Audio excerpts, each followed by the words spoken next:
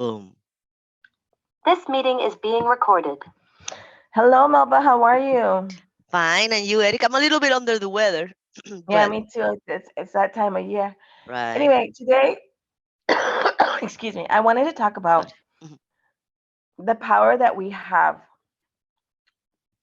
spirituality wise, because a lot of times as children, we grow up afraid because we see shadows or we see spirits or we hear people or noises. I mean, just because you're a child doesn't mean you don't have the gifts that you have. And so I grew up scared and I grew up afraid and I couldn't sleep. That sleep at night, it was the hardest. It was really, really hard. And so I think that even as adults, people are afraid when they feel something or they see something, whether it's a good energy, a bad energy. The truth is that us as human being alive, we have the power. And so, if your child has any of these gifts, it's important that you teach them to be empowered, and that they can send these, whatever energy, spirits, whatever you want to call it, away. Back to the light, huh? Yes, to the light, to the healing light, to God, whatever you want to say. You Right. command them to leave. It Yes. is when you're afraid that they get their power. And they can't do anything to you because you're alive. You're here breathing. They're not here.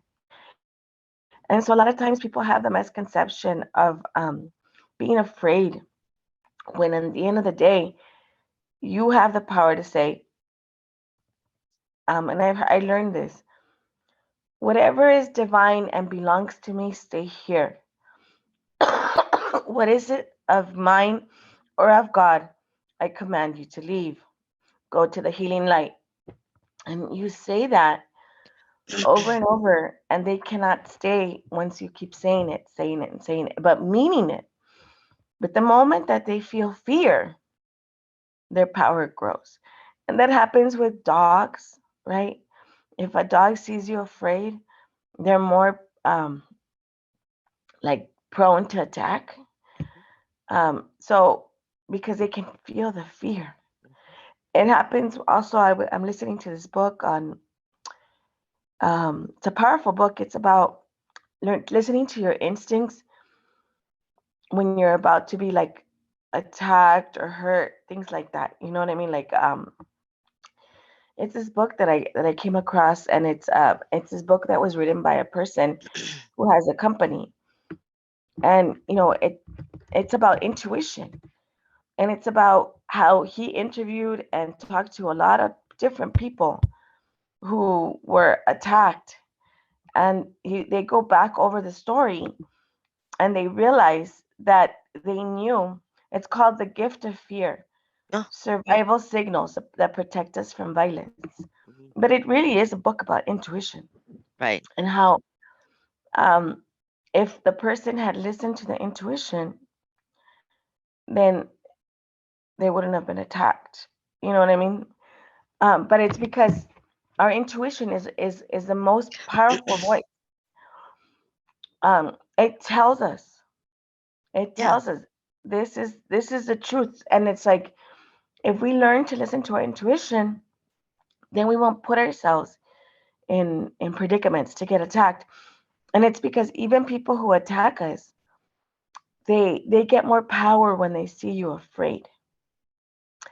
And so it's the whole thing about fighting back. But one of the things I did hear the guy, Uh-huh. he said, one scenario, I cannot tell you whether it's better to fight back or whether it's to play dead or whether to just take it, because every scenario is different. You have to listen to your intuition. And it's true. I remember this one time I was it was 5 in the morning. I was coming home because I had a yearbook deadline at the time I did the yearbook. I I had left the school and I heard noise, but I'm the only one who heard it. Mhm. My girls, they didn't hear it. So I got him in the car and I dropped everybody off. And then I went home. Where I lived, there was no parking. So I had to park like in this alley, kind of. And I saw a man walking, but I didn't see him pass. So I'm in the car, I'm parked, and I keep looking to see if the man's going to pass. And he didn't pass. And my phone, I had just charged it, so I had enough battery to call my house. And I left. I'm like, you know what? I'm not getting off. Thank God, because as I was driving on the other side, I saw the man standing between two buildings waiting for me. Mm, But if I hadn't listened to my intuition, God knows what could happen. mhm. You know what I mean? But that day, I had heard the noise leaving my work, which I don't know if there was a noise, but it was my signal to be aware, be aware. And then I'm getting home and I see this man walking but not passing. It's like, well, where did he go? And so I called my ex-husband at the time, and he came down running, and the man took off running. Oh, wow. hmm He was waiting for me. Oh, wow. And That's and scary. again, the reason why this is important is for two reasons. If it's a spirit energy, and good or bad, you have to stand up to it. It's like a bully. You have to stand up to it and command it to leave. Yes. If you're in a situation where you feel something isn't right, and it could be a situation where it looks like everything should be right, you gotta listen to that intuition. In that book that I'm listening to, be The Gift of Fear, it talks about how we talk ourselves out of our intuition. Mhm. There's a case of a girl whose son, who was about 10, was going to have a surgery. And she kept hearing in her head, cancel the surgery, cancel the surgery, cancel the surgery. And she didn't cancel the surgery and her baby died. Ah, So there are examples, right? Of the times that we don't listen to our intuition and we pay for it. it's a catch And 22. Sometimes we don't know. if you're connected, you know. It's true, Right. you know. If you're connected to your intuition, you know.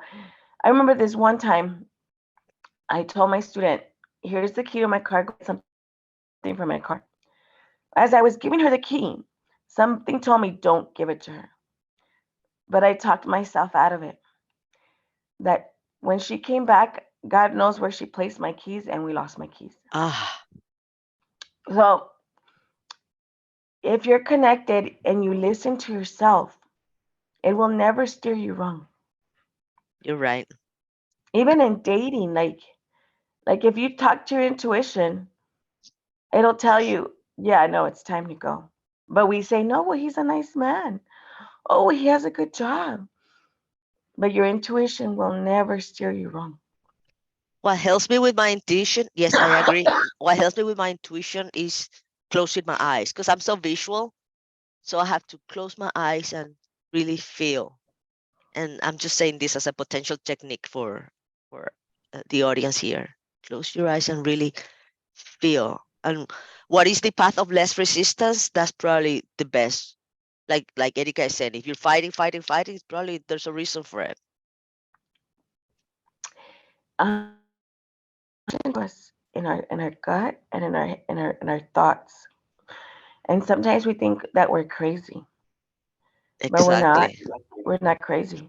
I can tell you so many stories of where it's like I knew that I knew that I knew. But because you don't want to believe it, you lie to yourself and you don't want to see the truth. But if your intuition I don't care if the person looks perfect.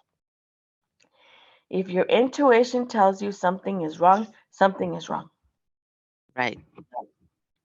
Yeah, I don't have anything else to add to that. I just want to mention that without scaring anyone, that I appreciate you talking about this because I know of times that you have had um unwanted on call. I don't like using the word summon, but spirits, like the day that you told me that you were driving by I was driving to Texas. cemeteries and you felt them Yeah, in the no, car. I was driving. Yeah, I was They needed driving to your help. Texas. Yeah, totally. Now the really important if you're gonna get into this work, this is really important.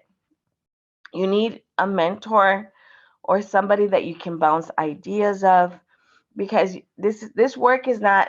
And I know some people say, "Well, I did it all by myself," but I'm sure you read books or whatever. It's really important that you have somebody that can help you guide you when things hit. When I first started getting into mediumship, um, you open up, and all of a sudden you start seeing things or you start hearing things that you didn't hear before. And so I was driving to Texas, and I have done trance mediumships here or there, and I felt like like spirit wanted to go into my body while I was driving. But again, if I put a sign closed, they can't come in. It is up to me to decide. And so I was getting really bothered by it. So I literally had to pull over and do this meditation, and then call one of my friends, and I said, and we could set clear boundaries. We set boundaries with people. We could set clear boundaries with the spirits as well. I have a teacher who says that before she goes to sleep, she always sets clear boundaries with the spirits. Jessica, right? No, Christine Hill. Because we like promoting people. Oh yeah, Christine Yeah, Hill, she's awesome. Yep. she's amazing. She says that she doesn't her boundaries very clear. She tells spirit and whatever, you are not to cross the threshold of my bedroom. So I'm that glad you they said don't. that because at times I was thinking, well, maybe I'm not, because I used to also be fear of spirits. Like in the closet, I would think they're calling me, like they needed help. Like I look at the closet, I feel when I was like 7, etc. It's like they're crying, they want my help, and I just didn't want to help them. Didn't know how to help them. But then later on, like now, I was thinking, how come I don't have these experiences that people say that spirits are trying to get? And I was thinking maybe I'm not that spiritual, but maybe it's that that the message that I was sending is do not get close to me unless I say now. So you're so right. We're able to do Yeah, that. yeah, you're able to set clear boundaries, and so you teach your children that. You teach your children. Um, my little one, he sees and hears things, and it's very important as parents that we don't shut him down and say, "Oh, there's no such thing as as ghosts." Or as a matter of fact, he's so funny. He asked me these questions. Mom, can you Google why there are ghosts? And so I Googled and I said, oh, it's because they haven't transitioned over to the light and they don't have peace. And he goes, oh, okay. And I said, but if there's a ghost or anything around you that you're not comfortable, you can command them to leave. And so, we give these kids these tools. Then they can grow up feeling whole and not afraid and feel empowered. Exactly, because we're spirits. Thank you, Erika. So you want to do it in Spanish now? Yes. I'll see you in a little bit.